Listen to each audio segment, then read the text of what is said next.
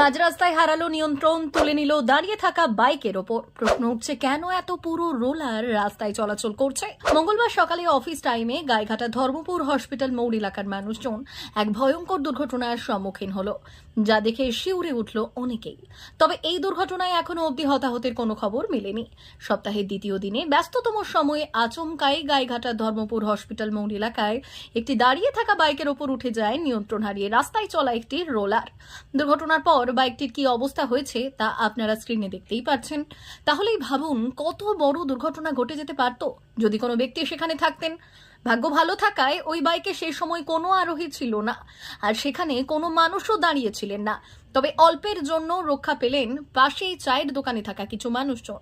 সবার মুখে মুখে এখন শুধু একটাই প্রশ্ন, যদি সেখানে কোনো মানুষ থাকতেন তাহলে কত বড় দুর্ঘটনা ঘটতো?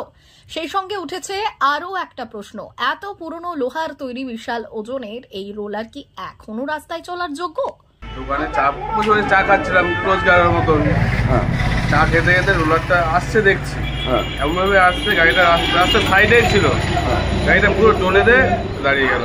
গাড়িটা, বাইকটা কি তোমার বাইক ছিল?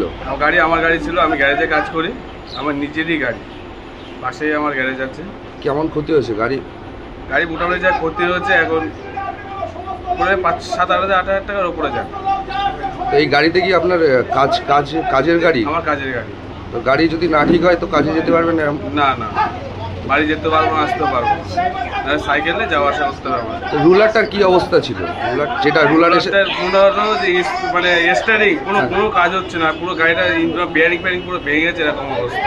পুরোনো আমলের রুলার মনে হচ্ছে। পুরোনো আমলের রুলার।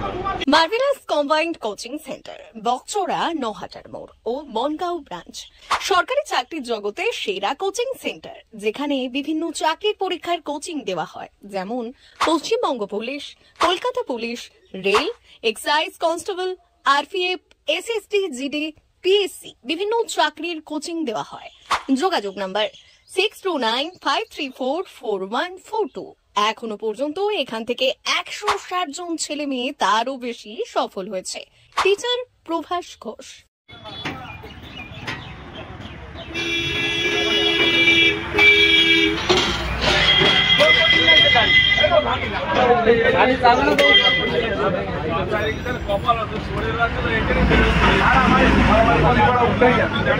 মারামারি করলে পুলিশ এসে যাবে, সব কমপ্লিট হয়ে যাবে। হচ্ছে খরচ দেবে বললে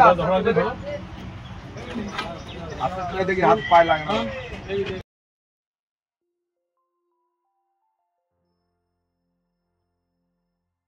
ব্যুরো রিপোর্ট, ভুবনগ্রাম সংবাদ।